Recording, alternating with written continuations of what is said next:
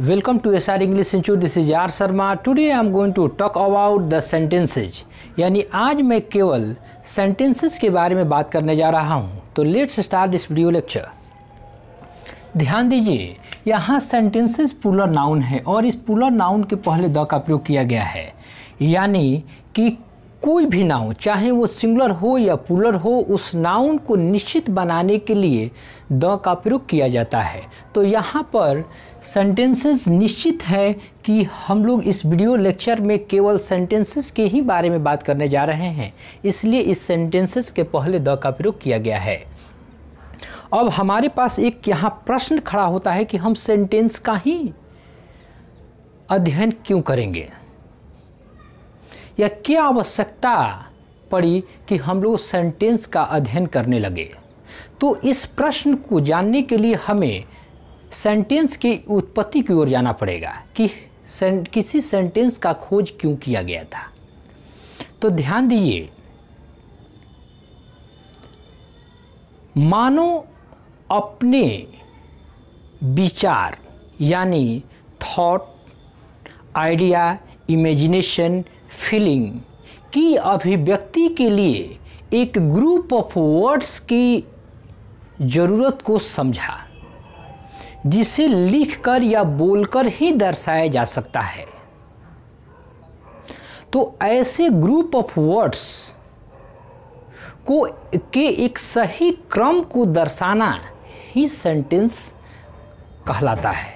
यानी कि यदि कोई मानव अपनी सोच को यानी थॉट को एक शब्द में दर्शाना चाहता है तो वो पूरी तरह से नहीं दर्शा सकता. जैसे हमें कहना हो कि मुझे एक आम खाना है, और यदि हम इस ग्रुप ऑफ वर्ड्स में प्रयोग न कर कर केवल आम की जिक्र करें, केवल आम आम कहें, तो हम अपनी बातों को सही रूप से जो कहना चाहते हैं नहीं दर्शा सकते हैं.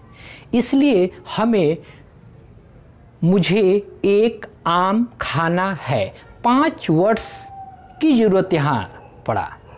यानी ये 5 वर्ड्स ग्रुप ऑफ वर्ड्स में हैं, तभी हम अपनी बातों को रख पाए.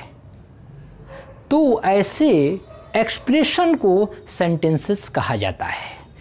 ध्यान दीजिए, हम लोग यदि बात करें डिफिनीशन की तो डिफिनीशन भी पढ़ते जाएंगे और इसके डिटेल काइंड्स को भी अध्ययन करेंगे.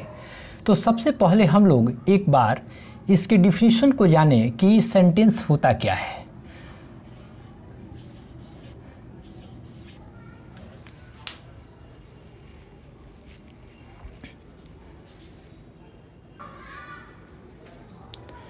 तो ध्यान दीजिए, सेंटेंस क्या होता है. तो ध्यान दीजिए, यह it is an arrangement, ARRANGEMENT. It is an arrangement of a group of words that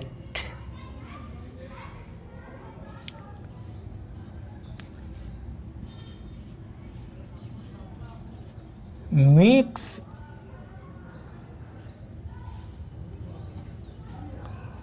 a complete and meaningful sense. ये कह रहा है कि इट इज़ एन अरेंजमेंट, यह एक अरेंजमेंट होता है, एक सही क्रम होता है of A group of words, यानी शब्दों के समूह का, जो makes a complete and meaningful sense, जो पूर्ण तथा अर्थपूर्ण अर्थ देता है, उसे सेंटेंस कहा जाता है. आगे हम लोग डिटेल देखते जाएं और भी, और पिछले वीडियो लेक्चर से इसमें सेंटेंसेस भिन्न हैं और हम लोग कुछ सेंटेंस के अलग प्रकार को ही पढ़ने जा रहे हैं, जिससे हमें जानना बहुत ज़रूरी है. तो फिर से समझिए, यह है ग्रुप ऑफ वर्ड्स, यानी शब्दों को समूह का एक अरेंजमेंट होता है, एक सही क्रम होता है, या सही क्रम में सेंटेंस को रखा जाता है जो एक पूर्ण या अर्थपूर्ण यानी सार्थक अर्थ देता है। यानी कि ग्रुप ऑफ वर्ड्स को हम रखें लेकिन एक सही क्रम में रखें, तभी वो सेंटेंस कहलाएगा, यानी तभी उससे कोई एक निश्चित सेंस निकाला जा सकता है। अदरवाइज यदि सही क्रम में नहीं रखा जाए अकॉर्डिंग टू ग्रामर यानी व्याकरण के आधार पर, तो उसका सही अर्थ नहीं आएगा, तो हम अपनी थॉट को नहीं दर्शा सकते। जैसे द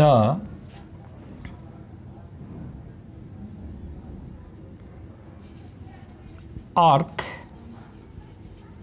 मूव्स अराउंड द सन,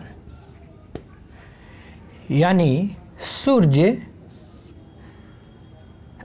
पृथ्वी सूर्य की चारों ओर, राउंड द सन यानी सूर्य की चारों ओर घूमती है।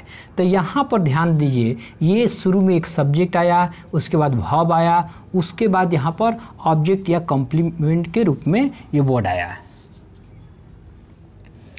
इसी तरह हम लोग एक और वर्ड लें, the sun rises in the east, सूर्य पूरब में उगता है। तो यहाँ पर सब्जेक्ट आया, एक वर्ब आया और ऑब्जेक्ट या कॉम्प्लीमेंट के रूप में यहाँ एक शब्द आया। यदि हम इस क्रम में, यानी किसी भी सेंटेंस में पहले सब्जेक्ट होता है, उसके वर्ब होता है, उसके बाद ऑब्जेक्ट होता है, तो इस क्रम में सब्जेक्ट वर्ब ऑब्जेक्ट के क्रम में यदि न रह करके यदि इस शब्दों के क्रम को यदि इधर से उधर रखा जाए तो ये सेंटेंस नहीं कहलाएगा। जैसे पहला को हम लिख रहे हैं, the moves earth the round. तो यहाँ देखें तो हमारा जो सही क्रम है वो नहीं आया, यहाँ पर वर्ब आ गया, यहाँ आर्टिकल आ गया, जबकि आर्टिकल का प्रयोग वर्ब के पहले कभी करते नहीं हैं। उसके बाद यहाँ पर नाउन आ गया, यहाँ पर फिर आपका आर्टिकल आ गया और यहाँ पर एक प्रीपोजिशन के रूप में यहाँ पर आया। तो ऐसे प्रयोग यदि हम करते हैं तो एक व्याकरण के दृष्टिकोण से ये सही क्रम में नहीं है, लेकिन ग्रुप ऑफ वर्ड्स में है, इसलिए ये सेंटेंस नहीं कहा जा सकता। केवल ये सेंटेंस ऐसे लिखना ही सेंटेंस कहलाएगा, क्योंकि सब्जेक्ट शुरू में होना चाहिए, वर्ब उसके बाद होना चाहिए, उसके बाद ऑब्जेक्ट या कॉम्प्लीमेंट होना चाहिए। इसी तरह इसका भी क्रम यदि इधर से उधर कर दिया जाए तो वो सेंटेंस नहीं कहलाएगा। इसलिए मैंने बताया कि मानव सेंटेंस का उत्पत्ति इसीलिए किया क्योंकि वो अपनी विचार को सही रूप से किसी व्यक्ति के सामने लिखकर या बोलकर दर्शा सके, तो उसके लिए हमें एक सही क्रम की आवश्यकता है। ग्रुप ऑफ वर्ड्स तो रखेंगे, यानी अधिक वर्डों का प्रयोग तो करेंगे, लेकिन एक सही क्रम में रखें, तभी वो कुछ ना कुछ सेंस देगा। अदरवाइज वो सेंस नहीं देगा। यदि सेंस नहीं देगा तो ग्रुप वर्ड्स होते हुए भी वो यूजलेस हो जाएगा। तो अब यहाँ पर हमारे पास प्रश्न है कि इस सेंटेंस यानी कितने प्रकार होते हैं, यानी काइंड्स ऑफ सेंटेंसेज, सेंटेंसेस कितने प्रकार के होते हैं। तो ध्यान दीजिए, मुख्यतः sentences generally there are 5 kinds of sentences. यानी पहला जो सेंटेंस होगा वो असर्टिव होगा, ASSERTIV असर्टिव सेंटेंस होगा। दूसरा जो सेंटेंस होगा वो INTERROGATIV इंट्रोगेटिव सेंटेंस होगा। तीसरा जो सेंटेंस होगा इम्परेटिव सेंटेंस होगा, IMPERATIV इम्परेटिव सेंटेंस होगा। और चौथा जो सेंटेंस होगा ऑप्टेटिव सेंटेंस हो, OPTATIV ऑप्टेटिव सेंटेंस होगा। और लास्ट वन जो सेंटेंस होगा जनरली वो एक्सक्लामेटरी सेंटेंस होगा, EXCLAMATORY एक्सक्लामेटरी SENTENC। ये मैं एक एक वर्ड्स ये लेटर्स को बोलकर इसलिए लिख रहा हूँ कि हो सकता है कि कोई आपको लिखने में किसी लेटर आपको नहीं समझ में आए तो वो आप लिख पाएँ आसानी से। तो ध्यान दीजिए असर्टिव सेंटेंस, और यहाँ ध्यान दीजिए इसका हिंदी क्या होता है। असर्टिव सेंटेंस का अर्थ होता है स्वीकारात्मक वाक्य। इंट्रोगेटिव सेंटेंस का मतलब होता है प्रश्नवाचक वाक्य। इंपेरेटिव सेंटेंस का मतलब होता है आदेश सूचक वाक्य। और फोर्थ वन है ऑप्टेटिव सेंटेंस, जिसका अर्थ होता है इच्छा सूचक वाक्य। और एक्सक्लामेटिव सेंटेंस का मतलब होता है आश्चर्य बोधक या आश्चर्य सूचक वाक्य। अब यहाँ पर हम लोग वन बाई वन कर कर एक्सप्रेस करेंगे सेंटेंस को। तो ध्यान दीजिए, अब यहाँ से आपका इम्पोर्टेंट टॉपिक शुरू हुआ। तो ASSERTIV असर्टिव सेंटेंस, इसका अर्थ होगा स्वीकारात्मक वाक्य। यानी कि इसमें, यानी इस सेंटेंस में क्या होता है कि कोई भी चीज़ फैक्ट को दर्शाया जाता है, वेदर फैक्ट इज पॉजिटिव और निगेटिव। यानी इसमें चाहे फैक्ट यानी कोई भी बात जो होगा वो सही होना चाहिए, चाहे वो निगेटिव हो या चाहे पॉजिटिव हो, उससे दर्शाया जाता है। यानी ये निश्चित है कि जैसे मैं मान लीजिए कि ये निश्चित है कि मैं पढ़ने जाता हूँ, तो यदि मैं जाता हूँ और वो फैक्ट है तो ये यहाँ पर असर्टिव सेंटेंस में आएगा। और यदि इसी को कहा जाए कि मैं पढ़ने नहीं जाता हूँ और ये फैक्ट है कि मैं नहीं जाता हूँ यदि पढ़ने, तो वो भी असर्टिव सेंटेंस में ही होगा। यानी इन दोनों सेंटेंस से स्पष्ट ये हो रहा है कि हमारा असर्टिव सेंटेंस टू काइंड्स के होते हैं। यानी there are two kinds of assertive sentence. यानी पहला जो सेंटेंस होगा, इसमें पहला जो सेंटेंस होगा वो अफर्मेटिव सेंटेंस होगा। AFFIRMATIV अफर्मेटिव सेंटेंस कहिए या इसे पॉजिटिव सेंटेंस भी कह सकते हैं। और दूसरा सेंटेंस इसमें होगा जो निगेटिव सेंटेंस होगा, निगेटिव सेंटेंस होगा। यानी कि कोई भी बात ये फैक्ट हो कि वो होता है तो असर्टिव सेंटेंस में ले जाएंगे। यदि कोई भी बात यदि फैक्ट हो कि वो नहीं होता है तो वो निगेटिव सेंटेंस में ले जाया जाएगा। यानी कि असर्टिव सेंटेंस की यदि जिक्र करें पहला अफर्मेटिव की, अफर्मेटिव और असर्टिव सेंटेंस का यदि एक शब्द में हिंदी कहें तो दोनों का स्वीकारात्मक ही वाक्य होता है, क्योंकि स्वीकार योग्य ही होता है, इसमें नकारने की बात नहीं होती है। जैसे आई राइट अ लेटर, मैं एक पत्र लिखता हूँ, ये फैक्ट है कि मैं लिखता हूँ तो वो असर्टिव सेंटेंस होगा। जैसे और भी लीजिए, the sun rises in the east, ये फैक्ट है कि सूर्य पूरब में उगता है, तभी हम कह सकते हैं, यानी ये फैक्ट है भी कि ये सूर्य पूरब में उगता है, तो ये फैक्ट को ज़्यादा दर्शाता है। और देखिए, ही हैज़ मनी, उसके पास यदि मनी है तभी हम कह सकते हैं कि ही हैज़ मनी, ये फैक्ट है कि उसके पास पैसा है, तो वो सारा सेंटेंस असर्टिव में जाएगा। जिसका कई टॉपिक कई स्ट्रक्चर्स होते हैं, ऐसे हम स्पेशली जब वीडियोस अफर्मेटिव पर बनाने लगेंगे तो वहाँ पर इसका प्रत्येक जितने भी स्ट्रक्चर होंगे हम लोग दर्शाएंगे। तो ये क्लियर हुआ।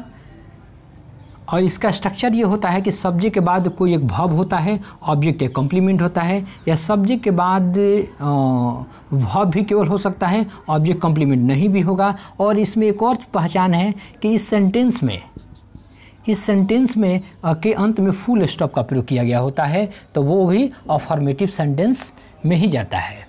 नेक्स्ट, उम्मीद करता हूँ कि आपको समझ में आ गया होगा। जहाँ दिक्कत होगा तो हमें कमेंट में बताएंगे, और साथ ही साथ सभी बच्चे इसको लाइक सब्सक्राइब भी करते जाएं और शेयर भी साथ साथ करें, क्योंकि आपको पढ़ाने के लिए काफ़ी मेहनत करना पड़ता है। यानी कि 6-6 घंटा 4-4 घंटा एक वीडियो लेक्चर को बनाने में समय लगता है, और आप एक शेयर भी नहीं करते हैं, तो ये हमारे लिए फिर एक उत्साह की बात नहीं होगी। दूसरा, निगेटिव सेंटेंस। अच्छा, इसमें ध्यान दीजिए कि बहुत लोग निगेटिव सेंटेंस का मतलब ये समझते हैं, निगेटिव सेंटेंस का मतलब होता है नकारात्मक वाक्य, कि इसमें नॉट लगा हो तभी वो सेंटेंस निगेटिव है, नो लगा हो तभी वो सेंटेंस निगेटिव है। लेकिन ऐसा भी नहीं है। कुछ ऐसे भी इसके अलावा नॉट और नो के अलावा भी कुछ ऐसे शब्द होते हैं जो अपना सेंस निगेटिव में रखते हैं, जैसे हार्डली, इसके अलावा अ लिटिल, अ फ्यू, तो ये सब निगेटिव सेंस रखते हैं। इनका प्रयोग होने पर वो अर्थ सेंटेंस में निगेटिव देते हैं, वो सेंटेंस निगेटिव सेंटेंस कहलाता है। जैसे इसको अब निगेटिव बना रहे हैं, तो देखिए I do not write a letter, मैं एक पत्र नहीं लिखता हूँ, यानी निगेटिव सेंटेंस हो गया। उसके बाद द सन, यदि इसको कहते हैं कि the sun do not rises in the east, यदि इसे निगेटिव बनाते हैं तब, हालांकि ये सेंटेंस सेंस के आधार पर कहना गलत होगा, क्योंकि सूर्य यहाँ पर कह रहा है कि सूर्य पूरब में नहीं उगता है, तो ऐसा तो सेंस के आधार पर तो है नहीं कि नहीं उगता है, ये निश्चित है कि सूर्य पूरब में ही उगता है, इसलिए सेंस के आधार पर ये सही नहीं माना जा सकता है। लेकिन समझने के लिए यहाँ पर हमने निगेटिव सेंटेंस का प्रयोग कर बनाया। उसी प्रकार यहाँ पर ही हैज़ नो मनी, तो ही हैज़ नो मनी, यहाँ ध्यान दीजिए, नॉट न कर नो का प्रयोग इसलिए किया गया क्योंकि मनी के पहले आर्टिकल का प्रयोग नहीं हुआ है। आर्टिकल का प्रयोग जैसे यहाँ पर हुआ है, इसलिए यहाँ पर नॉट का प्रयोग हुआ है। आर्टिकल यदि यहाँ भी आता तो यहाँ पर नो नॉट में बदल जाता है। इसी तरह आई HARDLY, हार्डली, जैसे राइट अ लेटर, यहाँ देखिए, देखने में आपको लगेगा कि सेंटेंस पॉजिटिव है। मैंने यहाँ लिखा I hardly write a letter, इसका मतलब ये हुआ कि मैं बिल्कुल एक पत्र नहीं लिखता हूँ, यानी मैं बिल्कुल पत्र लिखता ही नहीं हूँ। I hardly go to Patna, यानी मैं पटना जाता ही नहीं हूँ, ये इंडिकेट कर रहा है। यानी नॉट का नॉट डायरेक्ट न लगने या नो न लगने के बावजूद भी कुछ ऐसे वर्ड्स होते हैं जो निगेटिव सेंस रखते हैं, जैसे सी नेवर गो टू अमेरिका, वो कभी अमेरिका नहीं जाता है, गोज हो जाएगा यहाँ पर, वो कभी अमेरिका नहीं जाता है। या यहाँ पर कह सकते हैं he has never gone to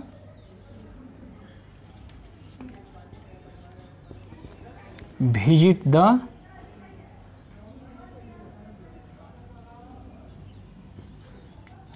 Taj Mahal, वह कभी ताजमहल देखने नहीं गया है। तो यहाँ पर देखिए नेवर जो वर्ड है ये निगेटिव सेंस वाले वर्ड्स हैं, ये निगेटिव वर्ड्स हैं, इसलिए यहाँ पर नॉट या नो डायरेक्ट न लगने के बावजूद भी ये सेंटेंस निगेटिव एक्सप्रेशन दे रहा है, यानी ये निगेटिव सेंटेंस है।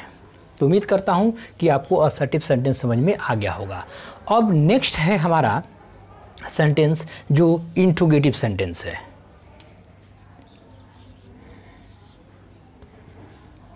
यानी 2 नंबर ये होगा interrogative sentence. Intro INTERROGATIV, interrogative sentence. Interrogative sentence का मतलब होता है प्रश्नवाचक वाक्य, यानी नाम से ही आप पता कर सकते हैं कि इसका मतलब क्या हुआ।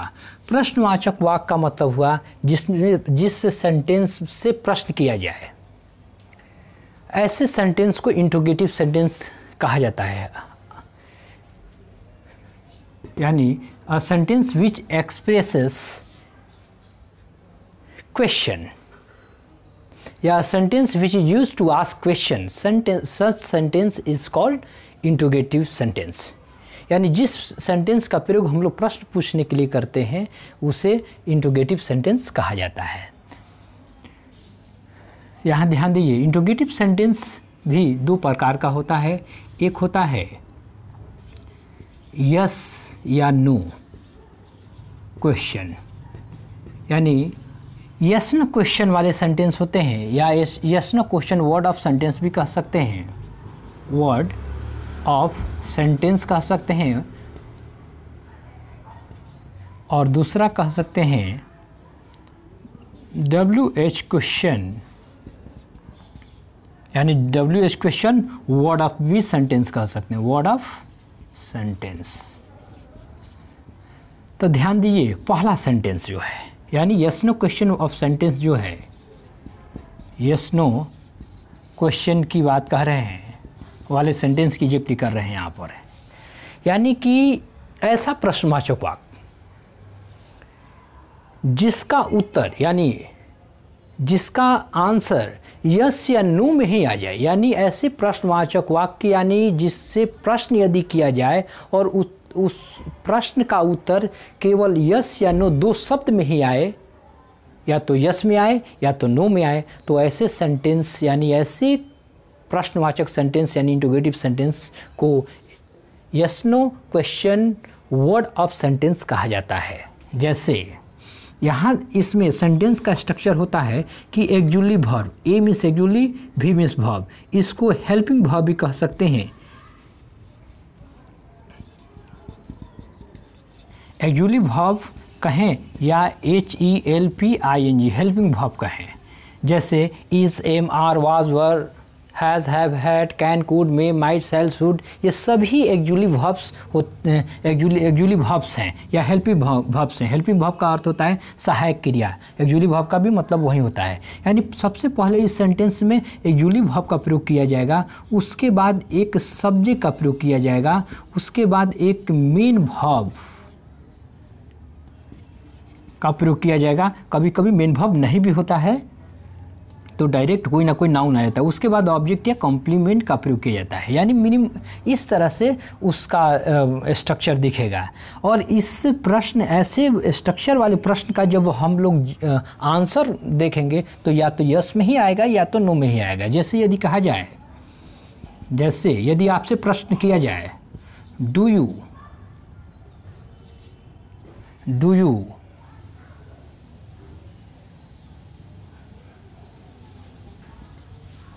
स्टडी इंग्लिश, क्या आप अंग्रेजी का अध्ययन करते हैं?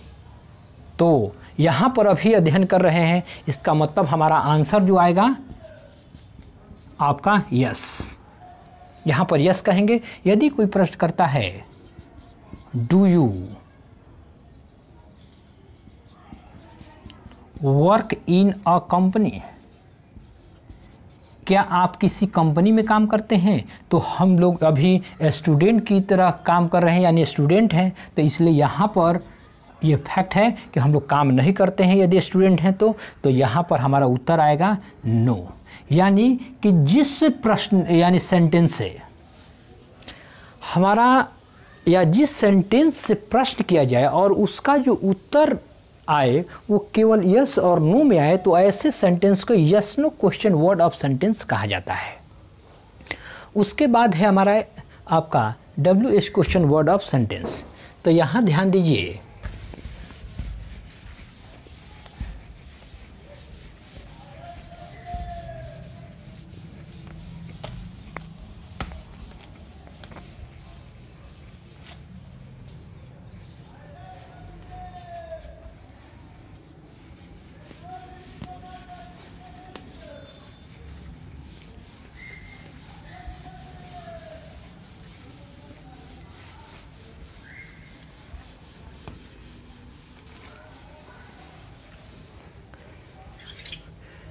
यहाँ पर WH question word of sentence का मतलब हुआ WH question word of sentence, a sentence या a question which is asked with the help of WH question word. यानी ऐसा प्रश्न जो WH क्वेश्चन वर्ड की मदद से प्रश्न किया जाए। यानी जैसे इसकी संख्या 9 होती है, जैसे वाई, व्हेन, वाई मीन्स होता है क्यों, व्हेन मीन्स होता है कब, हाउ, हाउ मीन्स होता है कैसे, वेयर मीन्स होता है कहाँ, हुम मीन्स होता है किसको, विच मीन्स होता है कौन सा,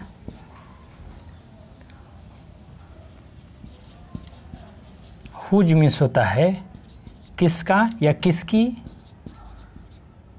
किसकी या किसके, ये सब होता है। यानी 1 2 3 4 5 6 7 और भी 2 वर्ड्स हैं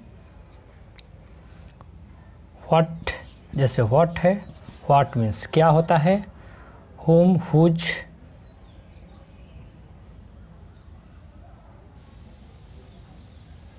वाई हो ही गया, वेन हो ही गया, हाउ हो गया, वेयर। और भी एक वर्ड छूट रहा है जिससे प्रश्न किया जाता है। इसमें एक बात ये भी ध्यान रखिए कि इसमें WH क्वेश्चन वर्ड इसलिए कहा जाता है क्योंकि ये सभी वर्ड्स या तो WH होंगे, यानी उस सभी वर्ड्स में, यानी जिस वर्ड से प्रश्न कर रहे हैं वो सभी वर्ड्स WH होगा, यानी उस वर्ड में WH जरूर होगा, या तो W होगा नहीं तो H होगा, दोनों में से या तो दोनों होगा या तो दोनों में से कोई एक होगा। जैसे WH यहाँ H है, W नहीं है, या WH WH WH WH और WH। इस कारण से इसे WH question word of sentence कहा जाता है। और इसका स्ट्रक्चर होता है, यानी इसे शॉर्ट में हम लोग इतना लंबा ना लिख करके शॉर्ट में लिखते हैं WH क्वेश्चन वर्ड। यहाँ WH क्वेश्चन वर्ड का प्रयोग करते हैं और उसके बाद एक्जुलिव वर्ब, जैसा कि यहाँ पर एक्जुलिव वर्ब या हेल्पिंग वर्ब मैंने लिखा, तो इसी तरह यहाँ भी प्रयोग होता है। जैसे do, does, can, could, may, might, shall, should, would, dare, need, इसका यहाँ प्रयोग कर सकते हैं हमें अकॉर्डिंग टू सेंटेंस के अनुसार हम लोग करेंगे। उसके बाद सब्जेक्ट को रखते हैं, उसके बाद यहाँ भी मेन वर्ब हो तो मेन वर्ब का प्रयोग करते हैं, उसके बाद ऑब्जेक्ट या कॉम्प्लीमेंट का प्रयोग करते हैं और क्वेश्चन मार्क का प्रयोग करते हैं, क्योंकि इस सेंटेंस से हम लोग प्रश्न को कर रहे हैं। जैसे यदि कहें why do you study English,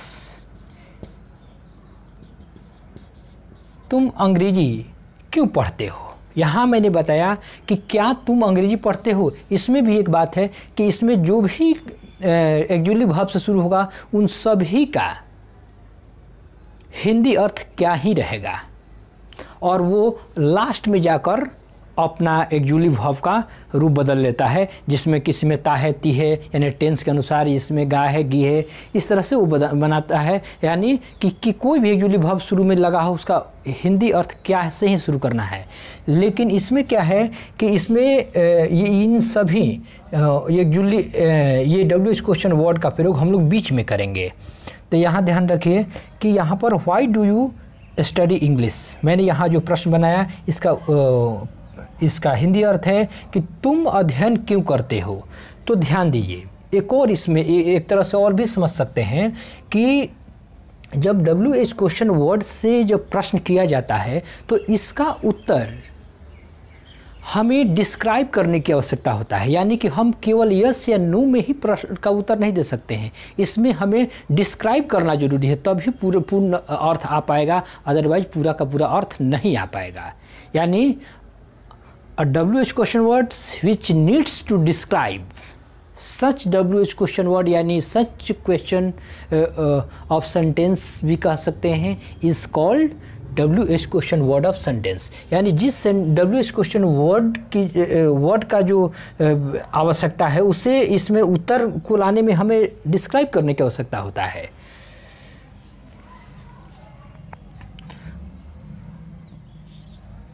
एक और यहाँ लेते हैं, यहाँ पर है do you work in a company, यदि कोई पुस्तक कहते हैं when do you work in a company, यानी तुम किसी कंपनी में कब काम करते हो, तो यहाँ पर आपको उत्तर देना पड़ेगा कि कब काम आप करते हैं, यानी कि उसमें यस या नो में ही उत्तर नहीं दे सकते हैं, इसमें हमें ज़रूरत होता है पूरा डिस्क्राइब करने के लिए।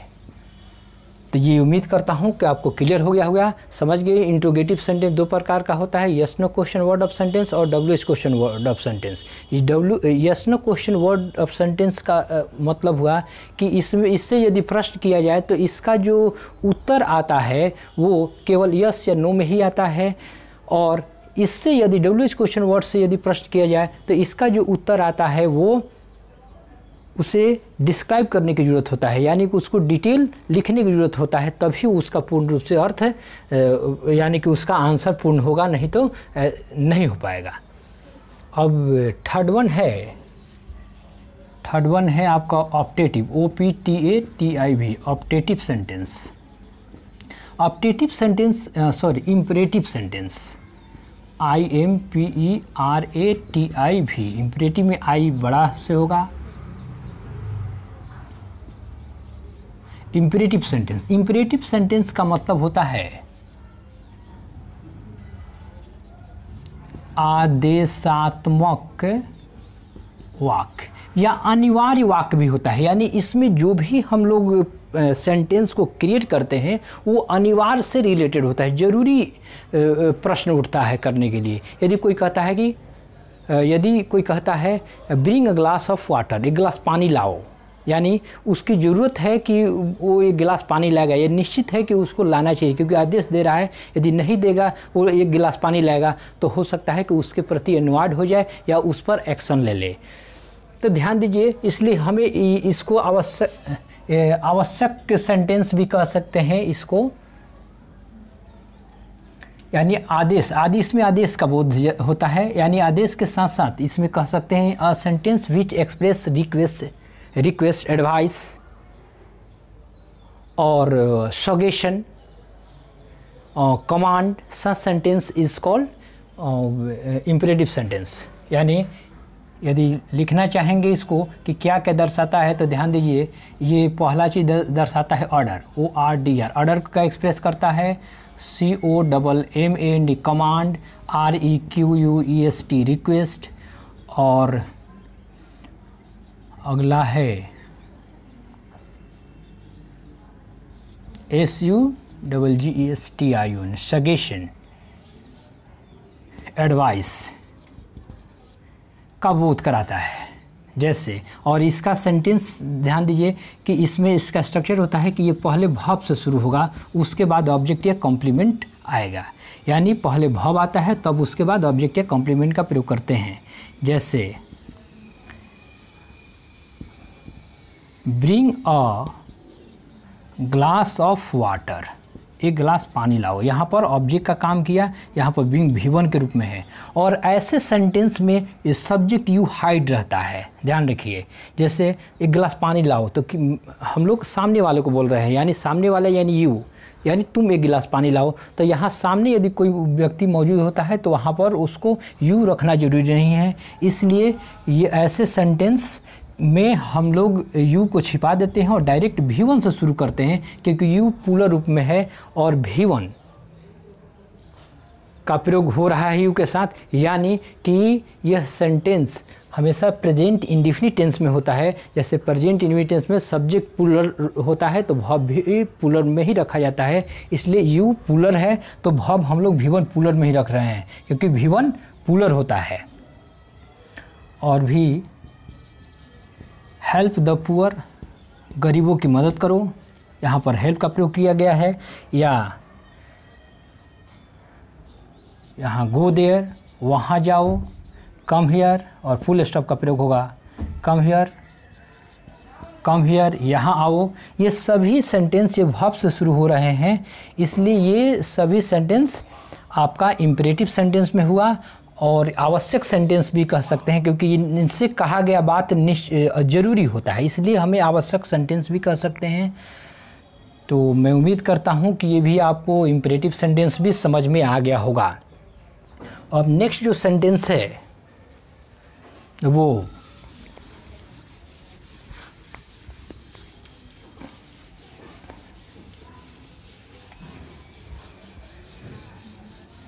अच्छा, इसमें एक और बात ध्यान दीजिए कि इसका यदि हम नेगेटिव बनाते हैं तो मैंने बताया कि प्रेजेंट इंडेफिनिट टेंस में ही होता है, तो इसमें इसका नेगेटिव डू का प्रयोग करते हैं, क्योंकि यू के साथ नेगेटिव यानी प्रेजेंट इंडेफिनिट टेंस में नेगेटिव बनाने पर या इंडोगेटिव सेंटेंस बनाने पर डू या डज का प्रयोग किया जाता है।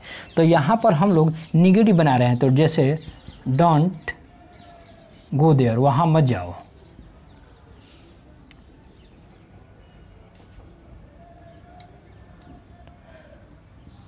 इसी तरह डोंट कम हियर, यहाँ मत आओ। तो यहाँ डू डज का यानी डू का प्रयोग किया जाता है, डज का नहीं किया जाता है, क्योंकि डू का प्रयोग करने का वजह है क्योंकि यू यहाँ पर छिपा है और यू प्लूरल है और इसके साथ प्लूरल वर्ब यानी V1 का प्रयोग किया गया है। नेक्स्ट फोर्थ वन है जो है optative sentence, OPTATIV, optative sentence. Optative sentence का मतलब होता है इच्छा सूचक या बोधक वाक्य, इच्छा सूचक या इच्छा बोधक वाक्य, यानी कि a sentence which express wishes, curse और pray, such sentence is called optative sentence. यानी जिस सेंटेंस से विश का बोध हो, इच्छा का बोध हो, कामना का बोध हो, अभिलाषा का बोध हो, प्रार्थना का बोध हो, प्रे और कर्स यानी श्राप का बोध हो, ऐसे सेंटेंस को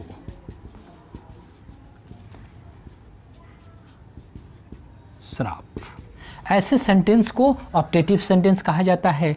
और इसका ये पहचान है कि generally optative sentence begins with may. आमतौर पर ऑप्टेटिव सेंटेंस मे से शुरू होता है, लेकिन कुछ ऐसे भी सेंटेंस है जिसका यूज हम लोग विश से भी करते हैं। जैसे इसमें होता है मे और एक सब्जेक्ट होगा और V1 का प्रयोग होगा और यहाँ पर अदर्स वर्ड्स आएगा, अदर वर्ड, W का मतलब, O का मतलब अदर और W का मतलब वर्ड। और यहाँ पर एक एक्सक्लामेटरी मार्क का प्रयोग होता है, क्योंकि एक्सक्लामेटरी मार्क का प्रयोग इसलिए हम लोग करते हैं क्योंकि थोड़ा इसमें इच्छा की बोध कराते हैं, एक प्रकार का हम लोग आश्चर्य जैसा प्रतीत होता है ये। जैसे इस पर लेते हैं एग्जाम्पल, जैसे मे यू लिव लॉन्ग। इसका मे का प्रयोग होने का वजह ये हुआ कि इसका अर्थ ये होता है काश, यानी काश आप अधिक दिनों तक जीते या आपकी उम्र दीर्घायु हो, ये भी कह सकते हैं। इसका अर्थ होगा काश। इसी तरह मे, यहाँ पर हम लोग यहाँ पर प्रे कर रहे हैं, विश कर रहे हैं, इच्छा की बोध करा रहे हैं, मे यू लिव लॉन्ग, और यहीं गॉड को जोड़ दिया जाए, मे गॉड डाई सून, तो यहाँ कर्स होगा। ये आप प्रार्थना भी कह सकते हैं, मे गॉड डाई सून, हालांकि कर्स ही है, यानी काश वो मर जाता, वो जल्द मर जाता है ना। मे गॉड डाई सून, भगवान करे कि वो मर जाए, सॉरी ये कह सकते हैं, या काश वो मर जाए, या ये भी कह सकते हैं हम प्रे के जगह पर मे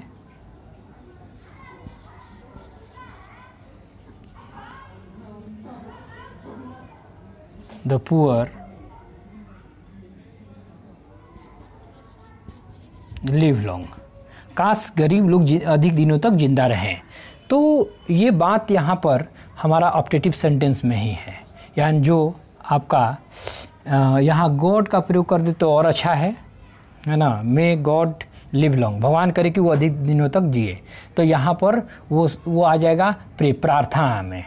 यहाँ गॉड कर देते हैं, मे गॉड लिव लॉन्ग, भगवान करे कि वो अधिक दिनों तक जिए, तो यहाँ पर प्रे में आ जाएगा। हालांकि विश भी एक्सप्रेस कर रहा है, इसलिए प्रे और विश दोनों ही करीबी करीबी मामला है। और यहाँ पर जो मरने की बात कर रहा है, इसे श्राप दे रहा है, इसलिए यहाँ पर हमारा कर्स होगा। जैसे मे हिज बिल्डिंग कलैप्स, काश उसका बिल्डिंग कलैप्स हो जाता, धंस जाता है, तो ये हमारा कर्स के सेंस में आएगा। और भी इसके अलावा भी, मी के अलावा भी आता है विश से, जैसे wish you happy new year, यानी मेरी इच्छा है कि, या मेरी आपकी नए साल की शुभकामनाएं, आपकी नए साल की शुभकामनाएं, यानी मेरी इच्छा ये है कि आपकी मैं नए साल की शुभकामना दे रहा हूँ, यानी शुभकामनाएं के सेंस में या इच्छा के सेंस में कह सकते हैं, या मेरी कामना के सेंस में कह सकते हैं यहाँ पर। जैसे wish you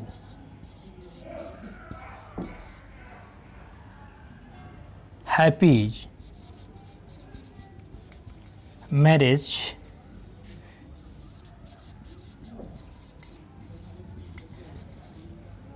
anniversary, wish you happy marriage anniversary, यानी कि ये इसका मतलब हुआ कि मैं आपको शादी वर्षगांठ कहते हैं इसको, को शुभकामना देता हूँ।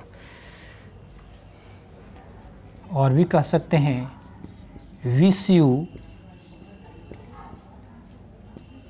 हैप्पी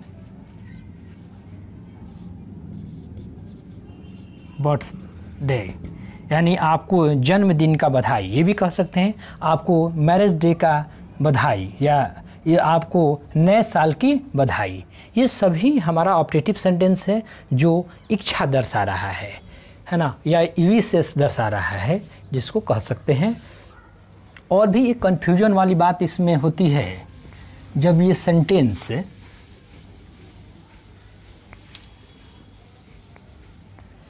एक यहाँ पर सेंटेंस होता है जो मी का जो प्रयोग हुआ है, और मी का प्रयोग हम लोग इस रूप में करते हैं।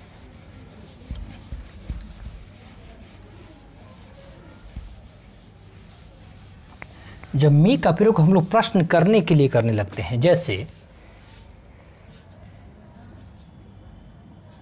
मी plus subject plus verb plus object या कॉम्प्लीमेंट, और यहाँ पर क्वेश्चन मार्क का प्रयोग हुआ रहता है, तो समझ जाएंगे कि यहाँ पर क्या का प्रयोग किया गया है, यानी क्या के अर्थ में प्रयोग किया गया है। और यह आपका ऑप्टेटिव सेंटेंस नहीं, इच्छा दर्शाने वाला सेंटेंस नहीं है।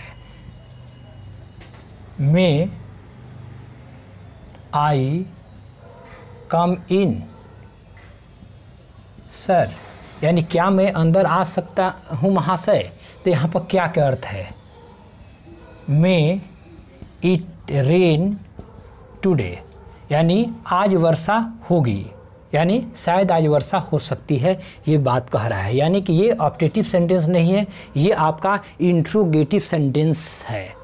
अब लास्ट वन आपका होगा एक्सक्लामेटरी सेंटेंस, यानी फिफ्थ वन होगा exclamatory, EXCLAMATORY, exclamatory sentence. Exclamatory sentence का मतलब होता है surprise. A sentence which expresses surprise sentence is called exclamatory sentence, यानी जिस सेंटेंस से सरप्राइज का बोध कराते हैं या करता है, वो सेंटेंस एक्सक्लामेटरी सेंटेंस कहा जाता है। एक्सक्लामेटरी सेंटेंस और इसके ऑप्टेटिव सेंटेंस भी ध्यान रखिए, दोनों में एक कॉमन बात है कि एक्सक्लामेटरी मार्क का प्रयोग किया जाता है।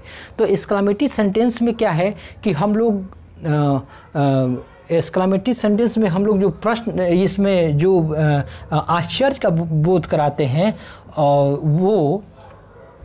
वो एक अलग ही स्ट्रक्चर से बोध कराते हैं, यानी इस तरह के स्ट्रक्चर इसमें नहीं पाया जाता है। जैसे ध्यान दीजिए, इससे हमारा बोध क्या होता है उसको समझ लीजिए। अ सेंटेंस विच एक्सप्रेसेस सरप्राइज, जब ये सेंटेंस सरप्राइज का बोध कराता है, इसका मतलब कि इससे क्या क्या बोध होता है, SURPRISE, सरप्राइज का बोध होता है, यानी आश्चर्य का बोध होता है। उसके बाद सौरो, SORROW, सौरो यानी दुख का बोध होता है इस सेंटेंस से। जॉय, JOY, जॉय की मीन्स आनंद का बोध होता है। और इस सेंटेंस से REGRET, रिग्रेट का मतलब होता है पश्चाताप, यानी पश्चाताप का बोध कराता है। और CONTEMPT, कंटेम्प्ट, यानी घृणा का बोध कराता है। यानी जब हम लोग एक्सक्लामेटरी सेंटेंस से इतनी बातों को दर्शाना चाहते हैं, तो हम आसानी से इस सेंटेंस के मदद से दर्शा सकते हैं। ऐसा इसका स्ट्रक्चर बनाया जाता है जो इतने तरह से बातों को ये दर्शा सकता है।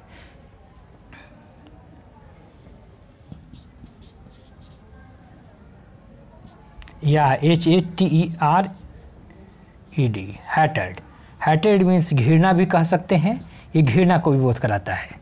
अब इस सेंटेंस में स्ट्रक्चर क्या होता है, STRUCTURE, यानी कि हम एक शब्द में कह सकते हैं sentence which expresses surprise, sorrow, joy, regret, contempt और हेटेड, such sentence is called exclamatory sentence. तो इसका स्ट्रक्चर ध्यान दीजिए, यहाँ पर मैं लिख रहा हूँ, इसका स्ट्रक्चर होता है कि हाउ के बाद यहाँ पर किसी एडजेक्टिव का प्रयोग डायरेक्ट कर दिया जाता है, जैसे हाउ ब्यूटीफुल, और इसके अंत में एक्सक्लेमेटरी मार्क का प्रयोग किया जाता है, यानी कितनी सुंदर। ऐसे कहने से आपको लग रहा है या ऐसा बोध हो रहा है कि वो कोई आश्चर्य में ये कह रहा है, एकाएक किसी को देखा और वो कह रहा है कि कितनी सुंदर। हाउ फाइन, कितना अच्छा। अब इसी तरह व्हाट का प्रयोग भी कर सकते हैं। व्हाट के बाद एडजेक्टिव जब आएगा यहाँ पर, तो एडजेक्टिव के बाद यहाँ पर किसी न किसी नाउन का आना निश्चित है। यानी इसका ये मतलब हुआ कि ये यहाँ पर हम लोग नाउन को इसके ये दोनों में अंतर यदि समझा जाए तो इसके यहाँ पर एडजेक्टिव ही केवल रह जाएगा, इसमें एक नाउन आएगा। या इसको यदि हम कहें तो ऐसे भी कह सकते हैं, what plus article plus adjective plus noun, और लास्ट में एक्सक्लेमेटरी मार्क का प्रयोग हुआ रहेगा। जैसे हम कह सकते हैं व्हाट अ ब्यूटीफुल गर्ल, यानी कि यहाँ पर आर्टिकल का प्रयोग अकॉर्डिंग टू सिचुएशन के अनुसार देंगे भी नहीं भी देंगे। यदि यहाँ पर सिंगुलर नाउन रहेगा तो आर्टिकल का प्रयोग होगा, यदि प्लूरल रहेगा यहाँ नाउन तो यहाँ आर्टिकल का प्रयोग नहीं होगा, या यहाँ पर अनकाउंटेबल नाउन रहेगा तो यहाँ आर्टिकल का प्रयोग नहीं होगा। जैसे यहाँ पर मैंने बताया व्हाट अ ब्यूटीफुल गर्ल, यानी कितनी अच्छी सुंदर लड़की, यानी कितनी सुंदर लड़की, और एक्सक्लेमेटरी मार्क का प्रयोग होगा। इसी तरह व्हाट अ फाइन मॉर्निंग, कितना अच्छा सुबह, या व्हाट अ फाइन वेदर, कितना अच्छा मौसम। व्हाट अ ब्यूटीफुल बिल्डिंग, कितना अच्छा भवन। तो ऐसा हम लोग प्रयोग कर सकते हैं। इसमें मैंने बताया कि इतने तरह से करते हैं, या इसमें एक और भी जोड़ सकते हैं, इसमें एंगर का भी बोध होता है, ANGR, गुस्सा का भी बोध होता है इस सेंटेंस से। जैसे हम कह सकते हैं हाउ डेयर यू, इसका मतलब हुआ आपकी इतनी हिम्मत, कह रहे कि हाउ डेयर यू, आपकी इतनी हिम्मत कि आप मुझे बोल देंगे या ऐसा कर देंगे। तो ऐसे प्रयोग हम लोग इस ऑप्टेटिव आपका एक्सक्लेमेटरी सेंटेंस के हेल्प से करते हैं। इसमें कुछ ऐसे भी वर्ड्स आते हैं जिनको हम लोग सेंटेंस के माध्यम से नहीं भी दर्शा सकते हैं, जैसे ALAS, अलास का प्रयोग कर रहे हैं, यानी हम लोग वो के अर्थ में ये कर सकते हैं, या फू जिसको कहते हैं राम रे राम, यानी ऐसे भी सेंस में हम लोग एक वर्ड से भी अपनी सोच को, थॉट को हम लोग इसमें दर्शा सकते हैं। तो ऐसे सभी सेंटेंसेस जो है एक्सक्लेमेटरी सेंटेंस में ही आता है। तो मैं उम्मीद करता हूं कि आप लोगों को अच्छी तरह समझ में आ गया होगा, और भी किसी प्रकार का दिक्कत होगा तो आप लोग अपने कमेंट बॉक्स पर हमें कमेंट कर भेजेंगे, और प्रयास करूंगा प्रत्येक का उत्तर दूं। तो thank you for watching this video lecture.